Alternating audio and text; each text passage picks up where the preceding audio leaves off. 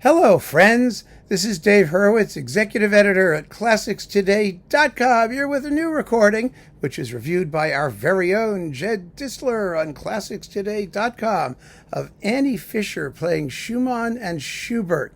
Now, Annie Fischer was just an amazing pianist, and I sort of collect Annie Fischer recordings, so I was very excited to see this coming out. But like so many of you, I didn't want to get it unless it was really good, because, why spend money on something that's like disappointing in these live things which are unauthorized?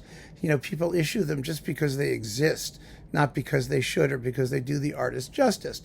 Well, Jed had a very positive review of this, which you can go read at ClassicsToday.com. And so I grabbed it immediately because I always take Jed's advice, and you should too.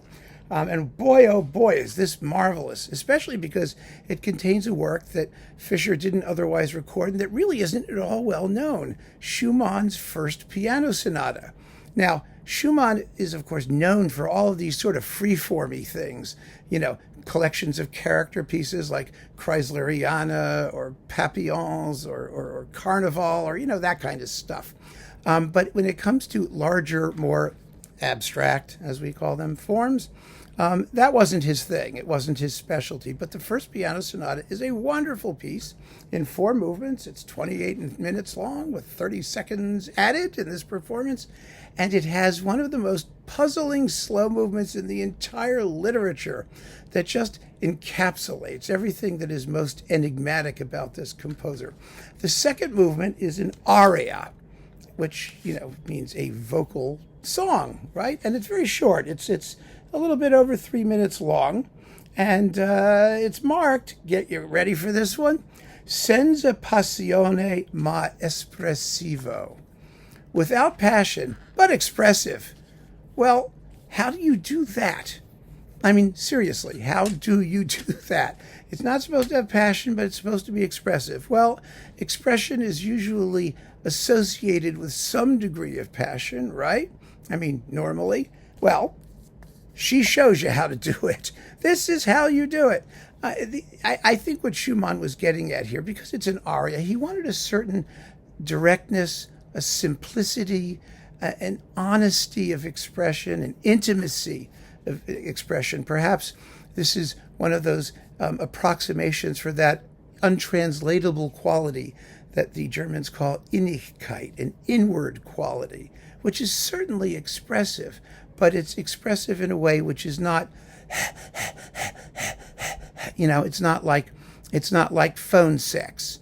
It's not some sort of pornographic slobbering all over the thing with huge distensions of tempo and agogic mannerisms and things like that. And it seems to me that Annie Fischer has a naturalness of expression in this whole recital, really, but in the sonata and in this movement particularly, which is the essence of senza passione ma espressivo. And you can hear it for yourself, and you really should. So that's just lovely. And then we have the 4 Schubert impromptus.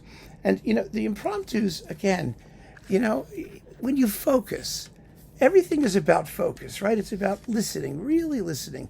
If you go by the name, Schubert, impromptus, what does that mean? It's like a light, fluffy, I sat down at the keyboard and went bloopity bloopity bloopity bloop. Impromptu! It was like an improvisational thing, and that's that. Well, the 4 impromptus, for what it's worth, they're very late works anyway. They're Deutsch 935, from the end of Schubert's career, which means they're really nifty by definition, but they last 30 some odd minutes, 34 minutes. You can play them as a set, and they're wonderful as a set, and they're a big collection, especially the third of them, which is a theme and variations that lasts nearly 12 minutes in most performances. That is a big, serious hunk of music. And Fischer plays it like a big, serious hunk of music with wonderful characterization from variation to variation to variation. But, there's so much excitement here, too, in the first and last of them. And, she really, really goes for it. She has the spontaneity that the word impromptu tends to suggest, but also, the discipline and the shaping and the sense of form and her timing, it's all just beautiful.